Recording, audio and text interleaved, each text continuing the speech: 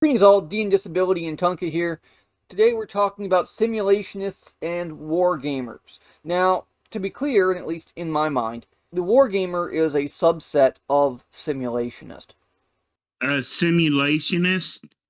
Talk about a $5 word. Is that one of them that think that we're living in the Matrix? But what's the difference between them and the wargamer?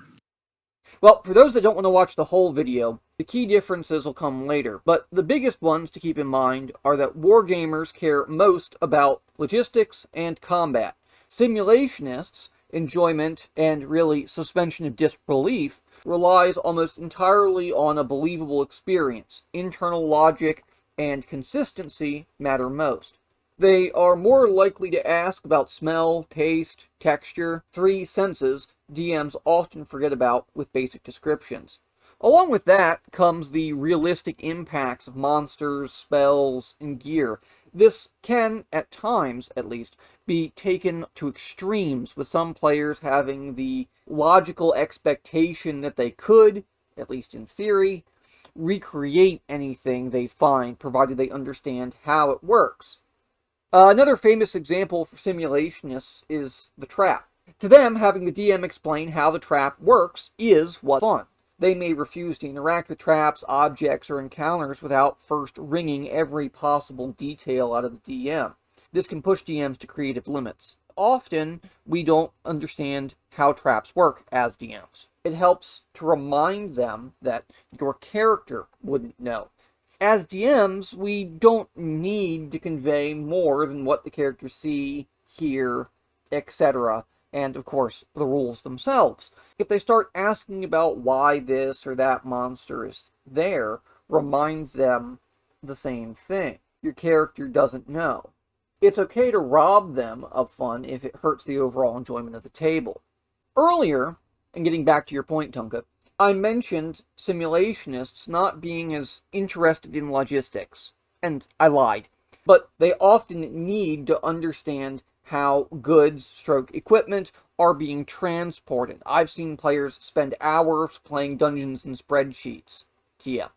Simply to understand how their character can transport 3 weeks worth of food, water, and equipment strewn between 2 wagons. The wargamer cares about this, but more so the how and ultimately how fast the goods will be moved, and might be okay with DM saying you can transport everything in 2 wagons and call it at that. Okay, then, Professor Fancy Pants. Are simulationists more willing to RP than wargamers? Well, that depends.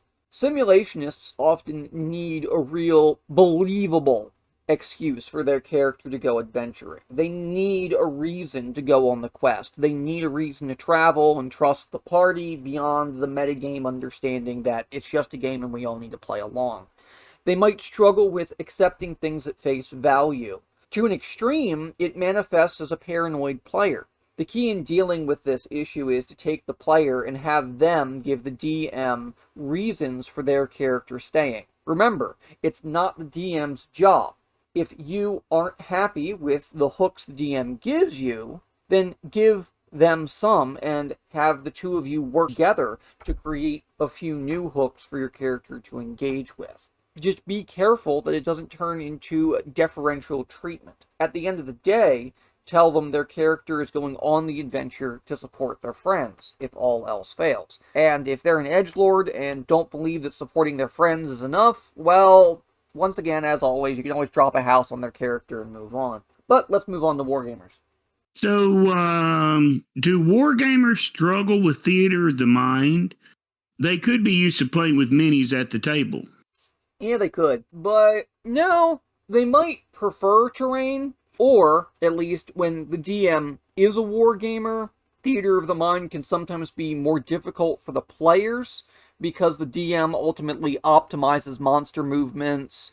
The DM can track all of the specifics, typically just automatically without thinking. And the fuzziness of theater of the mind often is lost. The flexibility of theater of the mind is lost. And I guess to clarify what we mean here is that the difference between mini and theater of the mind play, and some DMs forget this, is that with theater of the mind, distances can sometimes be fuzzy. It doesn't matter if you're an extra 5 feet away. The small differences, the specifics of maneuvering, right? If it's a swirling melee, then you should pretty much be able to hit anybody within close range without an issue. You should be able to move in and out of combat without issue.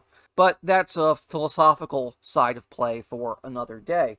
Players, specifically those that are wargamers or simulationists, might want more specific information the DM can provide, often forcing DMs to improvise pretty heavily. Okay, then, here's a question for you.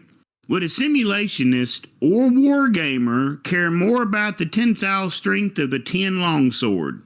Both. Well, then what are wargamers? Okay, now we're getting to it. Wargamers are a subclass of simulationists. They're mostly concerned with efficiency, tactics, general field understanding, optimized execution. They may not care how it gets done so long as it gets done efficiently. This isn't entirely negative. Indeed, with wargamers, you will very rarely have to go easy on the party when it comes to combat. And they will welcome the challenge and often work really well with power gamers and even murder hobos. Indeed, many wargamers are murder hobos, even though they're mostly a meme at this point. Wargamers often have sand tables, terrain, minis that they can bring their collection into your games. And typically, they're comfortable in stressful situations. When others panic, they plan. They may get bored of the role player, though, and as time spent hanging out in a bar is seen as time wasted. This wasting time might be an issue for wargamers that simulationists don't often care too much about. Now, on to the negatives. A wargamer will often agonize over tactics. They will win in combat, whatever the cost. It may come at the cost, ultimately, of the other player's enjoyment and freedom to take actions. Due to their love of efficiency, they can often be dictatorial or overbearing in combat. Wargamers should catch themselves when they start dictating what other players should do rather than what the player wants their character to do. Wargamers need to be reminded to give other players choice sometimes. And earlier, I mentioned that wargamers is being interested in logistics. Well, let's talk about that.